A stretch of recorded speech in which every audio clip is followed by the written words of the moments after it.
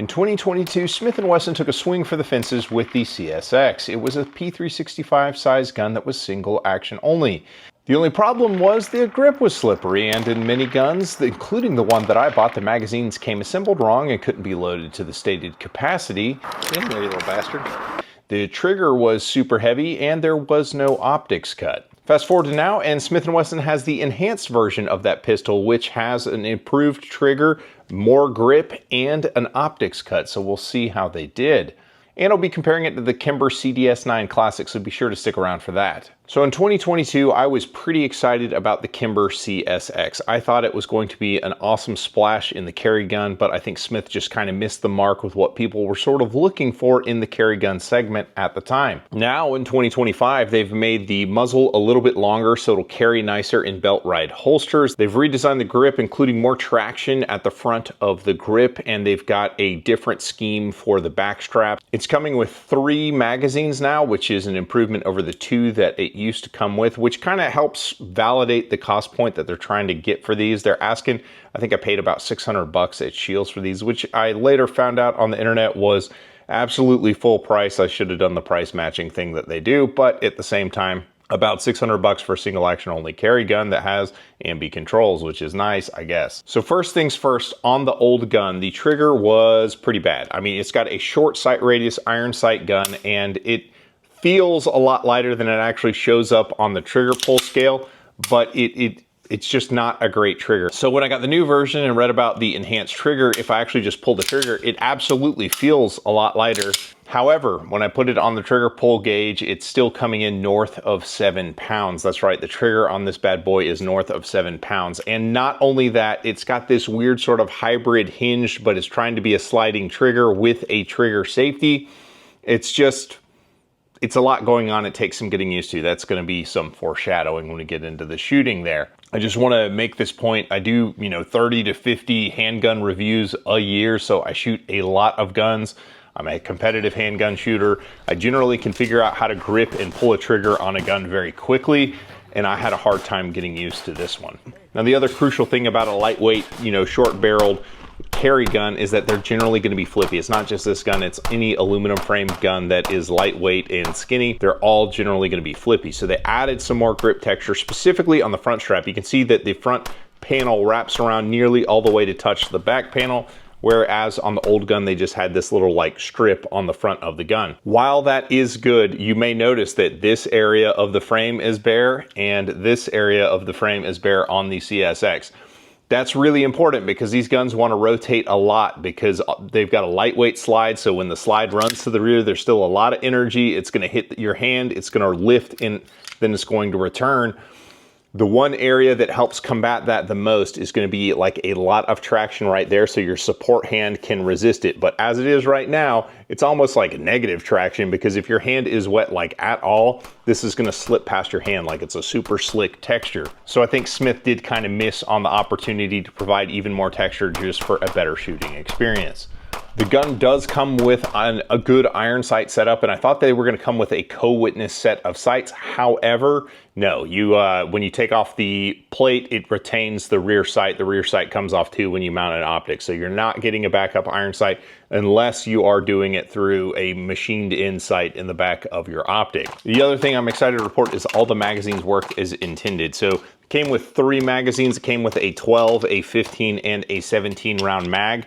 And as I mentioned, the grip scheme is different, where you can see the grip panel at the rear of the gun there. They've got this grip sleeve version of the gun. It comes with a bunch of different mag sleeves, so you can shoot the gun how you want to with this sleeve on the gun right there. You would only be shooting the 15 or 17 round sleeves, and you would have to swap out the sleeves on the magazines to correspond with, the thickness that you needed based around this, which is kind of cool because it still is a little skinny baby gun for people who carry on the strong side. That means they want, a shorter muzzle and a shorter grip. So they got the 12 round, basically flush fit mag there. With my old CSX, it came with a 10 round mag, and that works as well if you want absolutely nothing at the bottom of the gun.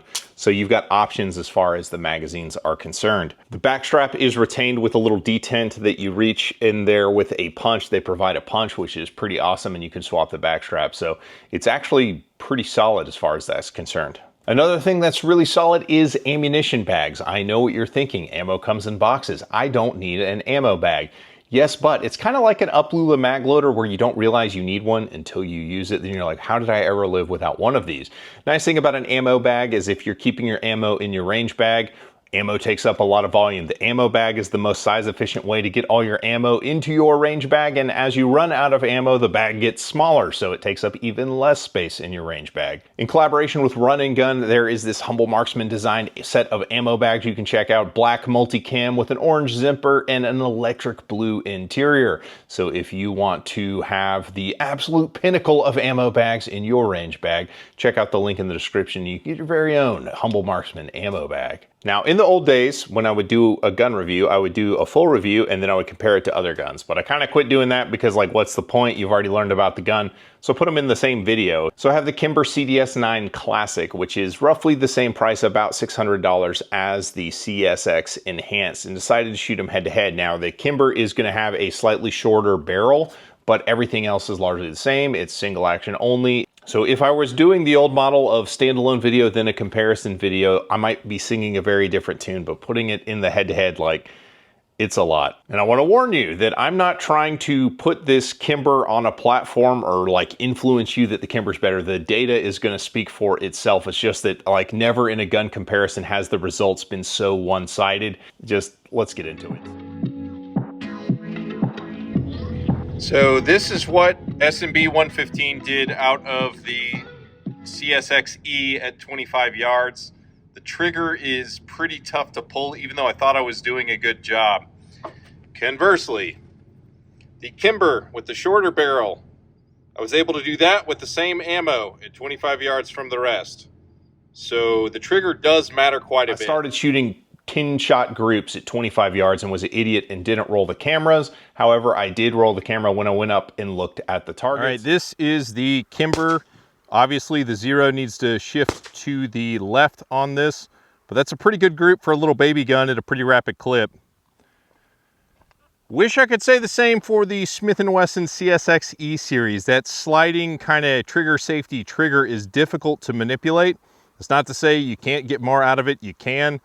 But man, I have a hard time with that trigger. That's 25 yards, 10 shots. Yeah, the big problem with the CSX-E and gripping it. And I can tell you right now, it's 100% me. It's 100% the shooter. Later on, after a few hundred rounds, I finally figured out how to be pulling this trigger and stabilizing the gun correctly to get better accuracy from it. I'll just skip to that point. There was a redemption run at the very end. All right, the CSX had a hard go against the Kimber. I've shot it quite a bit more. I think I understand how to stabilize the gun a bit better. We're gonna try and redeem it at 25 yards and see what we can get. The trigger, because it's this kind of weird hinged sort of sliding trigger, is not the easiest to manage. Let's see if we can do a little better in slow fire now that I understand. Nope, that's not good. That's a good one. That's okay.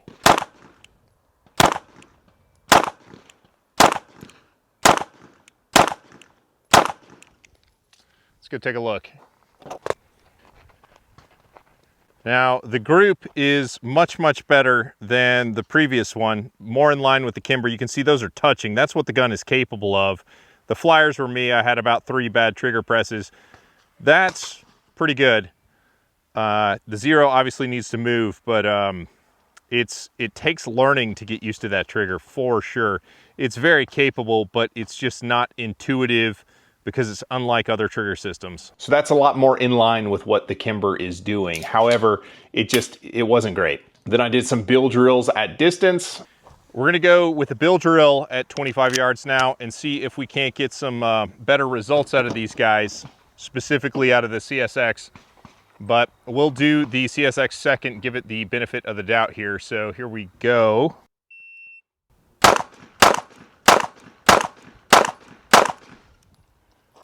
That's a 424 from the little Kimber.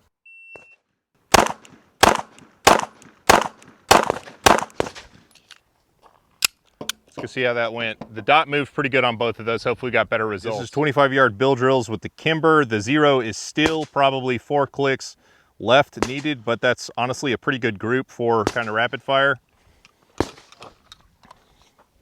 And this is the CSX-E Better hits in the Alpha with a 421 raw time, but we did have the Delta. It's still a harder trigger to stabilize. I'm working harder at it. There's a bigger extreme spread than there was on the Kimber group, like that, or that is the extreme spread there. So the Kimber is easier to shoot practically at distance.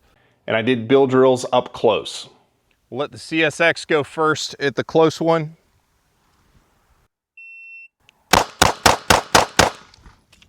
That's pretty good. That felt pretty good. It's a 222. That's better. You'll see.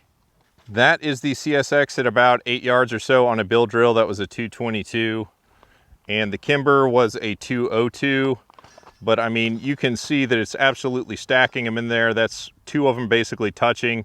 It's just, that's probably a factor of the grips being a lot better. Because of the aftermarket grip options, I'm able to get more traction on the side of the gun, which is helping kind of stabilize it, return it to zero. So that's probably why there. So the grip is what's winning that at close range. And the Kimber was the better gun across the spectrum, and that's for a couple reasons. Now, first things first, you'll notice those fancy purple grips. They're from LOK Grips. And if you want to check out LOK Grips, then this can help you there. But while those grips are better than what's on the E series, the ones that come on the CDS9 Classic are better than what's on the E-Series. The removable grip panels with the grip on the side puts a lot of traction right here at the top of the gun, making it more manageable. Further, the Kimber CDS9 is just a touch fatter, and I've got size XL hands, so I'm able to stabilize the gun in my hand just a little bit better.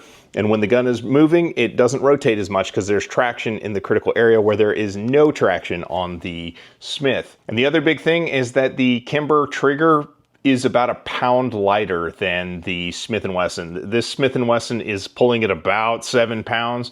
The Kimber is pulling at about 6 pounds, and both of them feel lighter than that. So it's just a lot easier. The Kimber trigger is more of a straightforward hinge trigger. It is predictable. It's easy to figure out how to pull, whereas this like weird, like kind of semi-sliding trigger dongle sort of thing, it's just more difficult to kind of figure out. So that's 100% a shooter issue. I'm sure if you absolutely sat and just only shot this gun, you could do great things with it. And toward the end of the filming session, I had it out twice. Toward the end of the second day filming with it, I definitely was able to do better things with the gun, but there was a learning curve. And I mean, I shoot a lot and I shoot a lot of different guns, and I just had a hard time adapting to this pistol.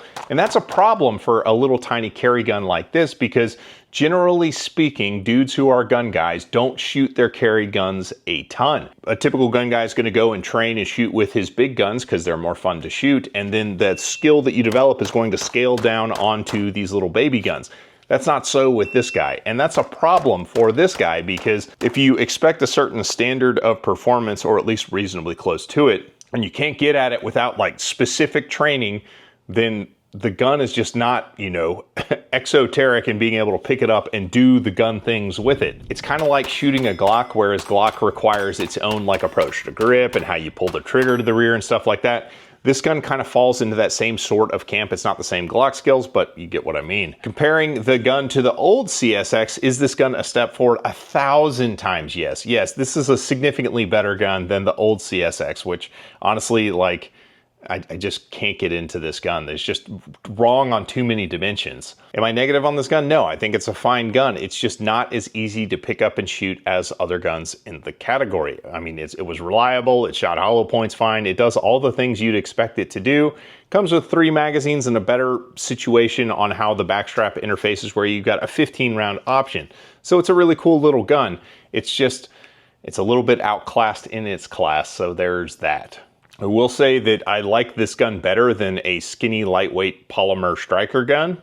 So there's that as well. I would probably pick this over any one of those in a heartbeat. So that kind of tells you where I land on it. Like, it's loving criticism. It's not like this gun sucks. It's a good gun. It's just that why don't you put grip up to underneath the slide? It's critically important on these little flippy carry guns.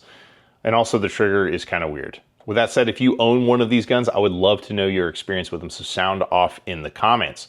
If you want to check out more about the Kimber, you can see the video that I did on that here. As always, I appreciate you guys, and I'll catch you on the next one.